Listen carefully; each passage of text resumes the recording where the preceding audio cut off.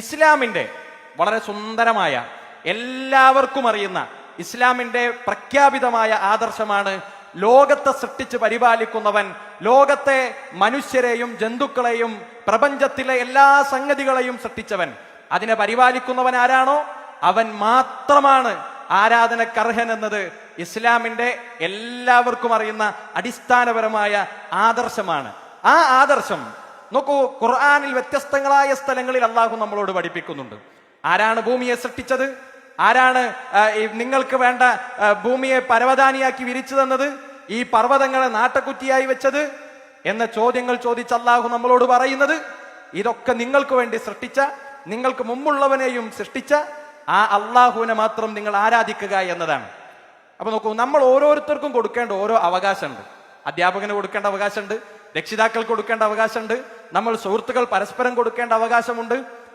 സൃഷ്ടിച്ചു പരിപാലിക്കുന്ന റബ്ബ് നമ്മളോടെല്ലാവരോടും അവന് നൽകാൻ പറഞ്ഞ അടിസ്ഥാനപരമായ അവന്റെ അവകാശമാണ്.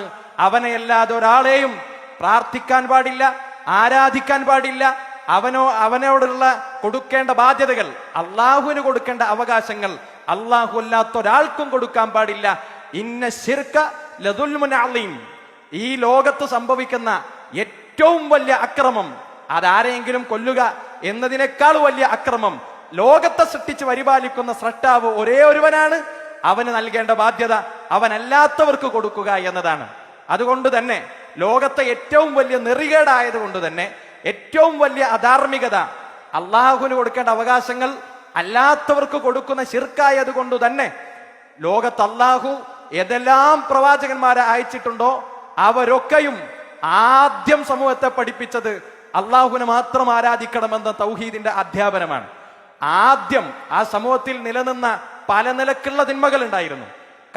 പിന്നെ മദ്യപാനത്തിന്റെ അധാർമികതയുള്ളയിടത്ത്, പിന്നെ എല്ലാ നിലക്കും പലിശയുടെ അധാർമികതയുള്ളയിടത്ത്, യുദ്ധം ചെയ്യുന്ന അധാർമികതയുള്ളയിടത്ത്, വ്യഭിചരിക്കുന്ന അധാർമികതയുള്ളയിടത്ത്, എല്ലാ അധാർമികതയും നിലനിൽക്കുമ്പോൾ തന്നെ എല്ലാ പ്രവാചകന്മാരും ഏറ്റവും ആദ്യം പ്രബോധനം ചെയ്തത് നിങ്ങൾ സൃഷ്ടിച്ച സൃഷ്ടാവായ അള്ളാഹുവിന് കൊടുക്കേണ്ട ബാധ്യതകൾ, പ്രാർത്ഥനയും ആരാധനയും അത് അള്ളാഹു അല്ലാത്ത ഒരാൾക്കും നൽകരുത് എന്നതാണ്.